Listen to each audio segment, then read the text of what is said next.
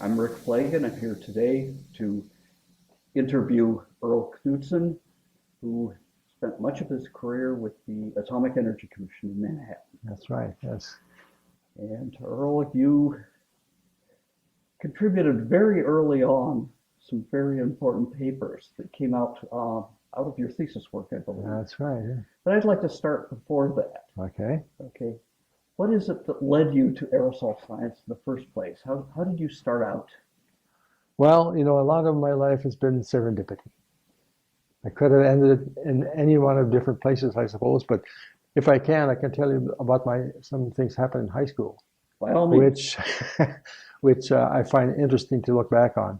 I went to high school in New London, Minnesota, from 1950 to 1954, and in those days, high school was kind of a lark.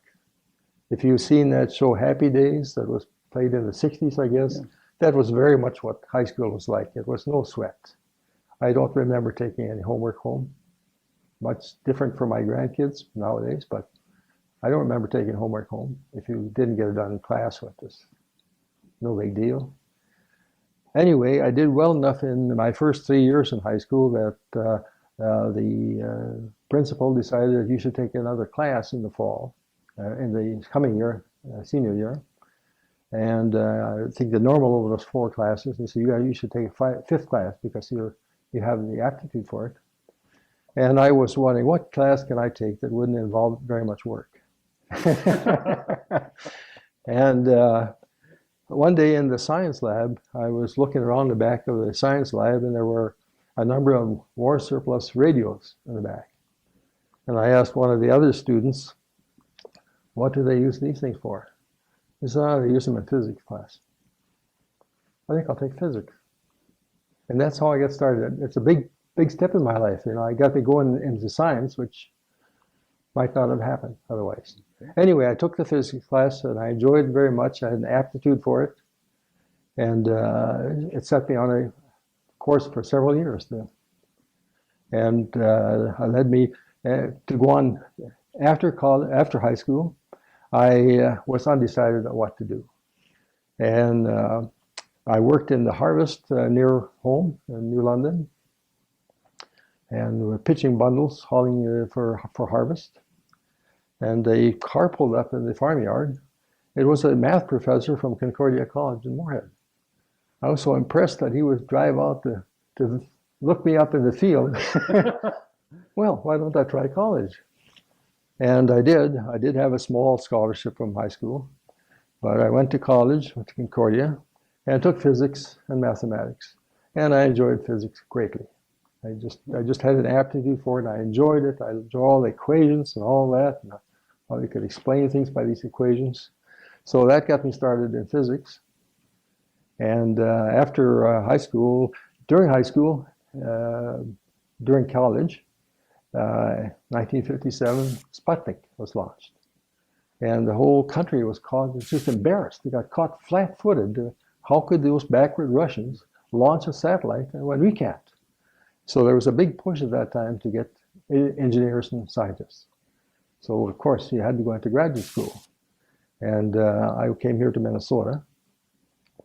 And I found out in my years at Minnesota that not only me, but all the bright kids in the country were going into graduate school, especially physics. And I thought, I'm out of my league here. So I hung in there through master's degree. It took me longer than most people, but I hung in there for a master's degree, and I thought I'll never become rich and famous in physics. So I left that after master's degree and settled in a job in Minneapolis. It was called the General Mills Mechanical Division. But their work at the time was to do contract research for the U.S. Army. And the projects I worked on had to do with dispersing powdered agents from aircraft. And so this is aerosols. So that's how I got my start in aerosols. Okay, but that was with this company. Yes. And with a strange application. Yes. Yeah. What took you to doing what we think about aerosols today? Well, after about 5 years at this lab or this company, General Mills Mechanical Division, they were sold out to another company called Litton Industries.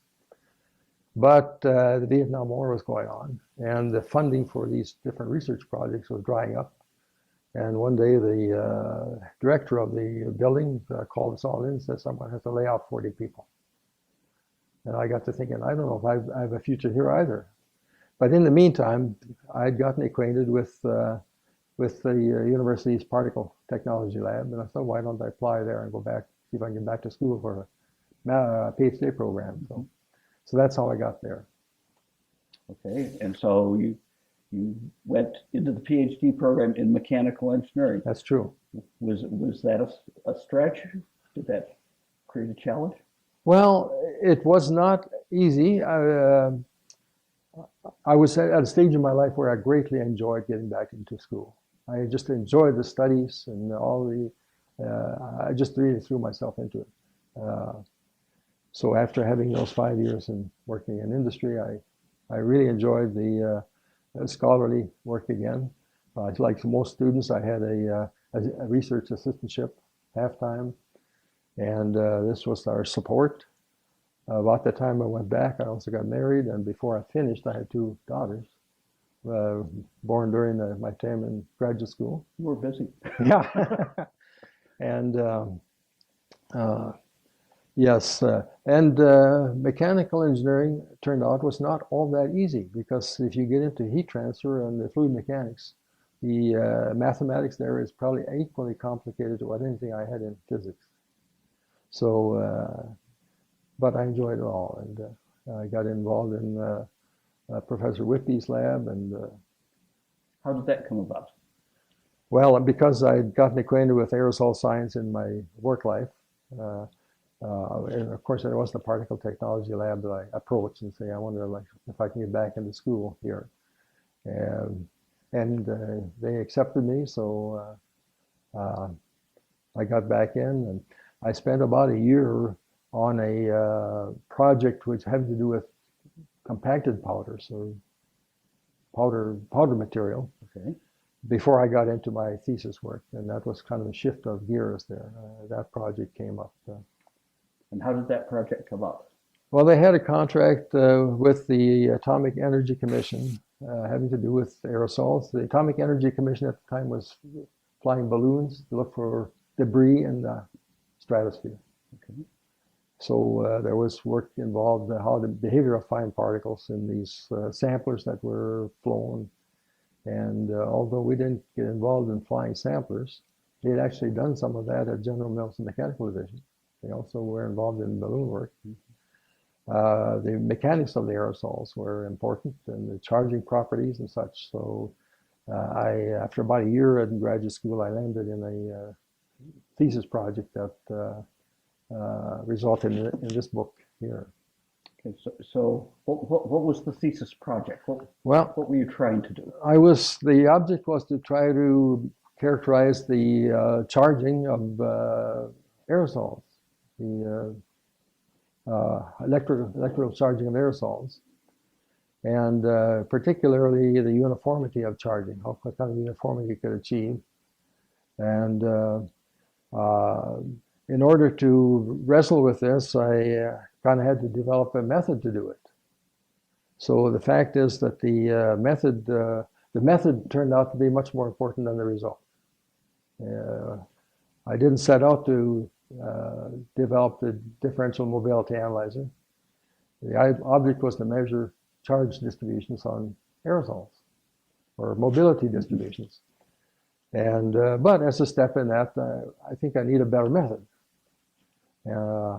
I picked up a piece of apparatus that had been used by my master students before me, named Jimmy Batamusi, and modified it so that there was not only a differential inlet at the top, but a differential outlet at the bottom. So, and what led you to that development? I don't remember just what it was.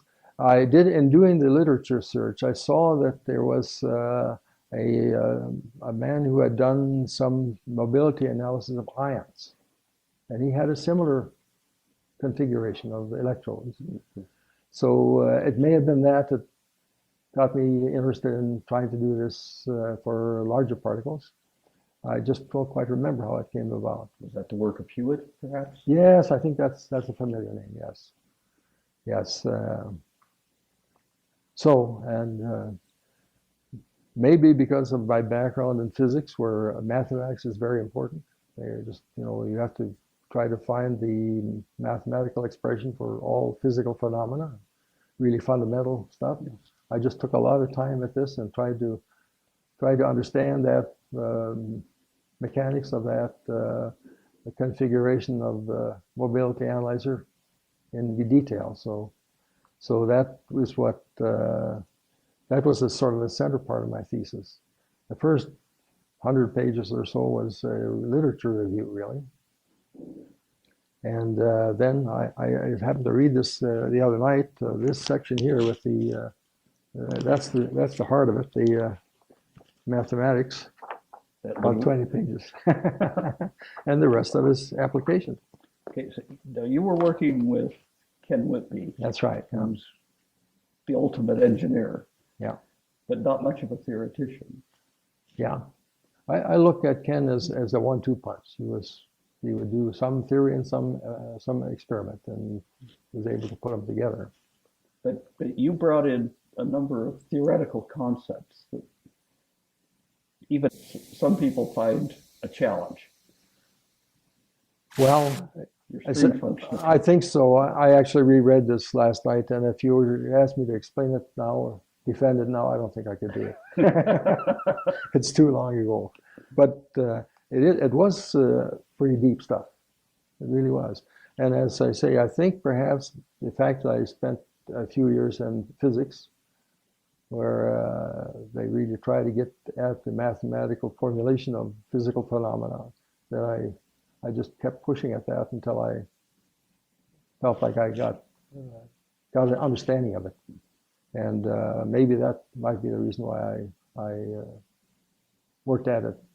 And I spent quite a lot of time at it, really, to get this to work. Nice thing about a thesis is there really is no deadline.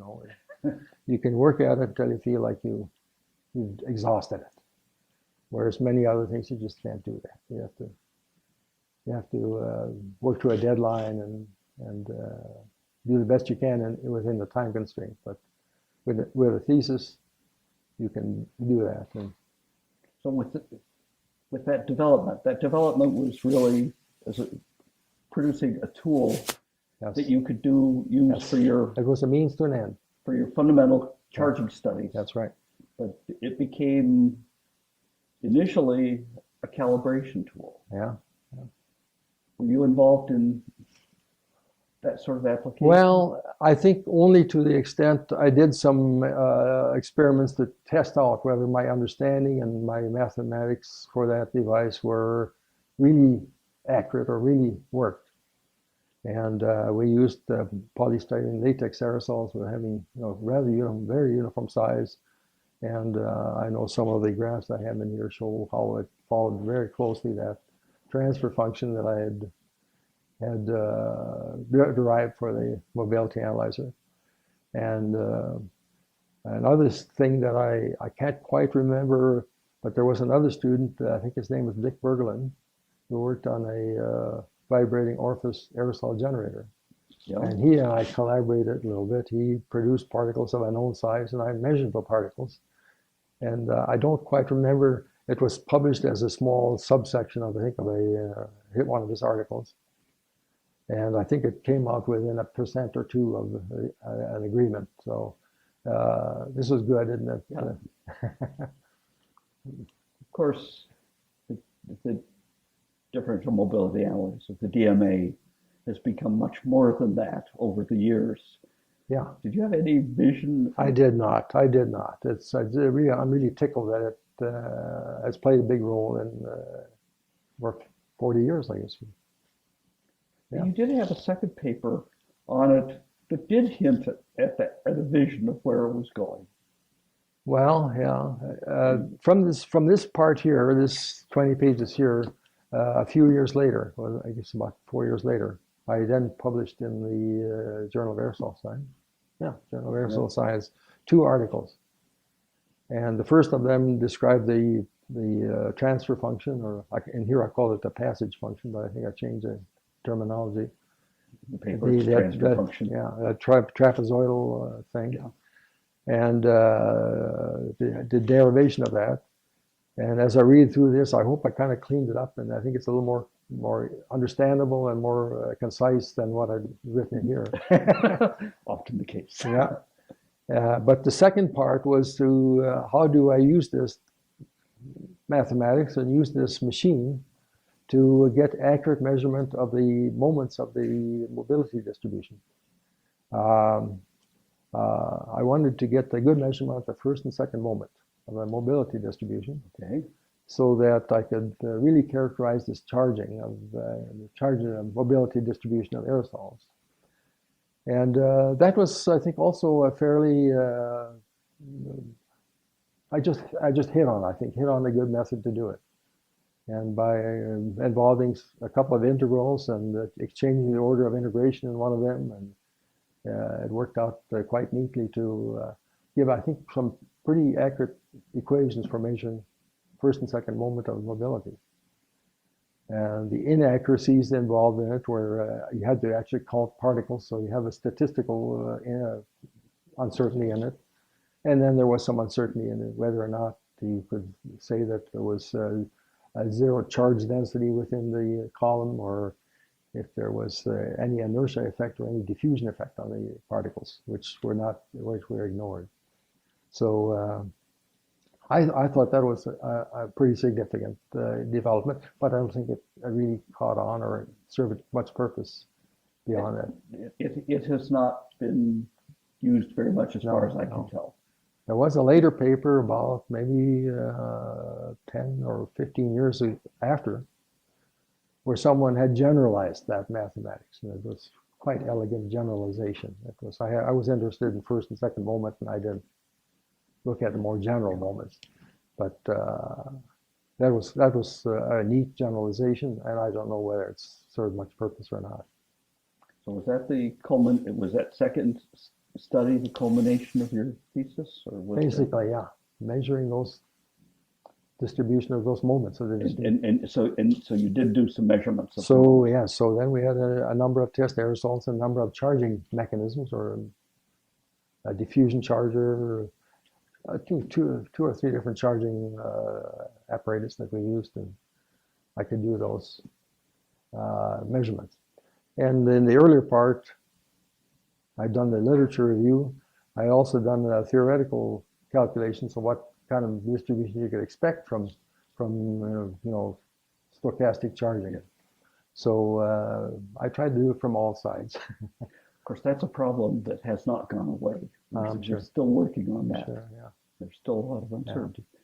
But let's move on. So you finished your thesis with these 2 elegant papers, which have some beautiful mathematics in it and really bring out insights into the nature of this powerful tool you developed, that when it became commercialized really changed the face of aerosol science. So, but you moved on. I did. Where did you go? I did. I took a job with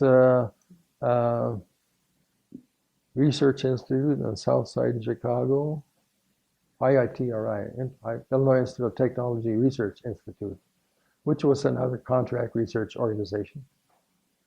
And I did different things. I worked on different projects. They were all pretty much short-term projects. Deadline, get it finished, make a proposal, get it done by a year's time, and write your report. But one of them allowed me enough time to look at a different way of measuring particle size distributions using a differential mobility analyzer. So I had the shop there build me a larger version. I don't know if it's any better than the small version, but anyway, I thought it might be better.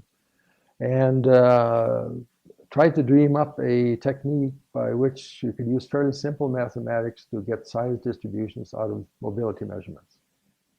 Okay. Yeah.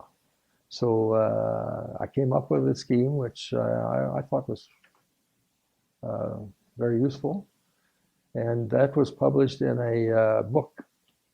Uh, and I think, well, a few years later, I forget the date, the book. I forgot the name. Okay. I can look it up, actually. I have it here. But It's okay. yeah, it was a book on aerosol technology. It was a conference, I think, was held Okay. here. In fact, I One of could those find it. classics. Yeah, and extended electric mobility measure for method for measuring aerosol particle size and concentration, fine particles, aerosol generation, measurement, sampling, analysis, edited by Ben Liu, Academic Press, 1976. Yeah. So I have a copy of that book. yeah. So that was another step. It was really a completely new step or advancement or a different application, you might say. And I suppose a broader application. And I think that concept, if not exactly that mathematics, was put to use and it has probably been used for ever since. With the, Certainly when the detectors came out that really Yeah. made it practical, Yeah. which was just a few years later. yeah. So how long were you with? I was with ITRI 4 years. I didn't particularly like the kind of meat grinder research that was involved. It was, as I say, basically a bid on a project, and if you got the project, you had to deliver the promised results by a certain date. It was hectic and nerve-wracking and difficult. But during that time, I'd heard about this lab out in New York City, the Health and Safety Laboratory, which was a part of the Atomic Energy Commission. And I did find out that there was an opening there. I believe the director of this particular division had probably called the University of Minnesota and asked if there was anybody that might be interested. And I think I got a recommendation from either from Ken or Ben, I'm not sure. Okay. And I did apply for that, and I got the job there, and I was just really tickled to get there because it was a little more of an academic atmosphere. We didn't really deal with deadlines. You kind of set your own deadlines pretty much, and you could work on something until it was finished. So what kinds of projects did you start with? Well, they had pushed the idea of the diffusional measurements on aerosols, and partly because they got into really small sizes. And so I thought I will help as best I can to see if we can improve on the diffusional method of measuring aerosols. So a lot of my work there had to do with measuring really nanometer-sized particles or tens of nanometer-sized particles using the diffusional apparatus. Okay. And we were interested in radioactive aerosols. So there was a very sensitive method of measuring the small amounts of material using radioactive measurements, radioactivity measurements. Particles provided Yes. the easy detection method. Yes, indeed. So I spent, I worked there for 20 years. I worked for many years with David Sinclair, who was also pioneering or extending on these methods. How did that come about? Well, he was one of the employees there. He was in, I would say, his third career there when I started there, because he had been a research scientist in Columbia University, I think it was, in New York City. Then he went into industrial work at an asbestos company in New Jersey. Worked there for maybe 20 years. And he wasn't done yet, so he applied for a job at this laboratory in New York City, and they were tickled to get him. By that time, he was about 70 or 75 years old. Yeah, about that. So I got to work with him for several years. I don't think I saw in him the elegance that I'd seen in his early papers on the light scattering. It was really very good. His early work on light scattering and his mathematics that he had worked through to apply light scattering. I remember he worked on the owl. He developed the owl, that deal for optical method for measuring particle size. And, yeah, I remember reading about that. Yeah. So he probably was not as good in theory as he was in his early days, but he's still a very interesting man to work with, very imaginative and very imaginative on experimental techniques, and so it was a joy to work with him. And what were the things you worked with him on? Well, he had developed a family of diffusion batteries for increasingly large airflows. So I mostly worked on the mathematics of those things, trying to find how to translate throughput on those things into size distributions. And of course, with a diffusional apparatus, it's hard to do anything very accurately, but there are some methods that are better than others. I tried to find methods that would work best. Spent many years on that. In the course of that, I was spent 8 years as director of the division, of the Aerosol Studies Division. And so David Sinclair was one of my charges at that time. It was interesting doing his performance evaluation. I can believe that. But this went on for 8 years, and then they had a shift in management, and they wanted to consolidate a little bit, and so they eliminated that Aerosol Studies Division. But I put a lot of effort in those days into that work, the management work, and trying to encourage the staff there to be productive, and that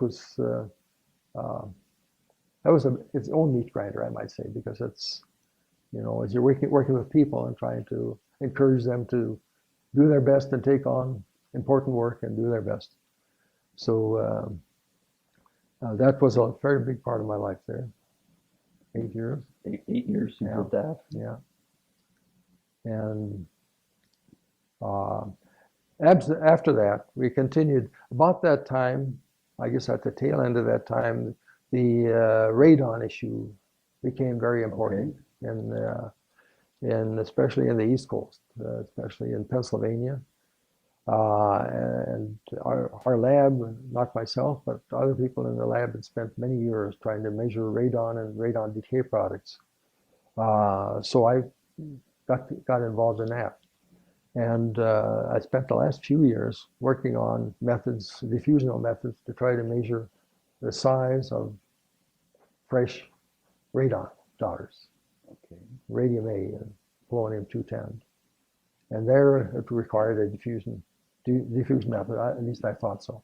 So working with another guy from the Bureau of Mines, Bob Holland, we developed a written array of screens which you draw the aerosol through, and you would catch the most diffusive part more on the first screen and less on the next screen, and so forth. And then from the activity on each of these screens, we tried to figure out what the size was of these particles. So how did you invert that data? Well, that was the central part of it, to find the most suitable mathematics to do that. And I tried different things.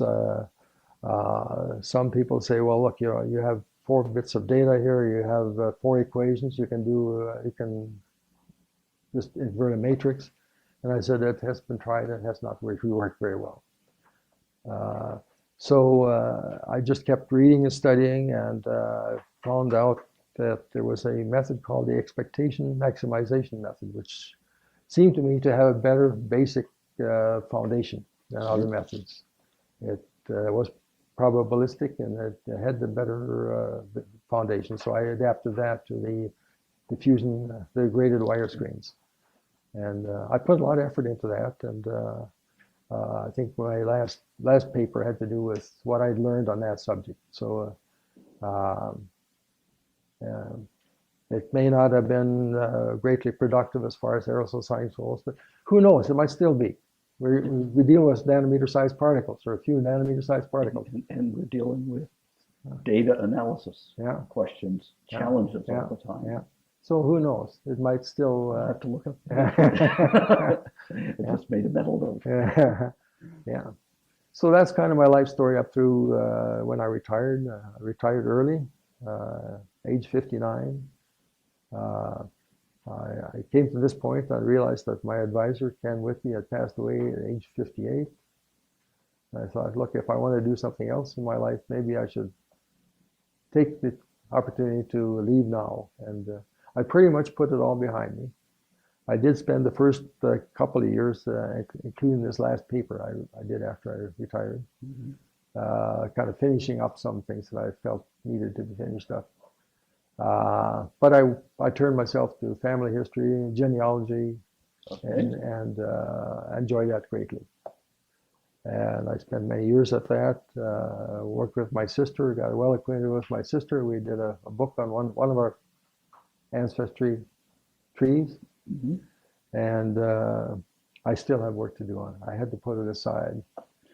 I got involved with a historical association out where I live now, near Wilmer, and we have reconstructed my great-grandfather's log cabin.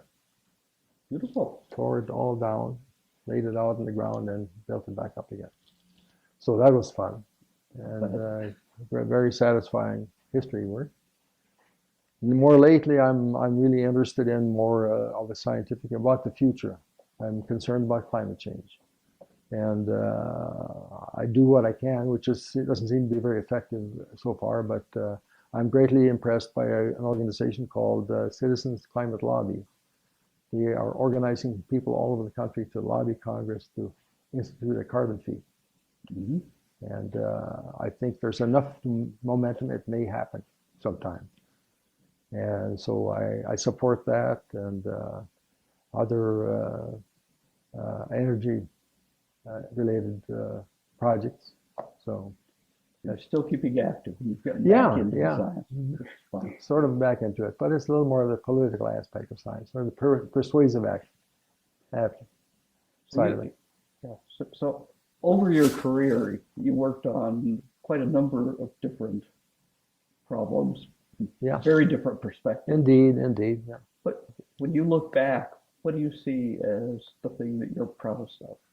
Well, I'm told many times that those two papers in the Journal of Air Soil Science have been important, and of course I'm just flattered to hear that, because I liked it when I did. I thought this is what I want to accomplish, and so the fact that it got picked up and recognized as being important, I feel good about that. It's really nice. I appreciate it very much. And even the extended method of measuring the particle size distributions, that's turned out to be very important, I'm told. Yes. And I appreciate that very much too. And I enjoy having been part of that. And of course, I realize that it's been carried much further. Yourself and your students have just extended it very much with that scanning concept, which is a great advancement, I believe. And others have worked on incorporating the diffusion aspect of the and relaxing that restriction a bit. The key word there was also done at Minnesota. Yeah. So I'm tickled to see that it's been adopted and extended and has done a lot so far and may stay around for many more years. Well, you've certainly contributed through those particular papers a huge amount to the community. Wow. The tools, the DNA is the basic tool for characterizing fine particles in the air, and it's used around the world. Mm-hmm. So it's been fun talking with you about this and learning some more things that I hadn't known about what you did and how this all came about. Thank you very much. Well, you're most welcome, and thank you for the kind words about my work. Okay? Okay.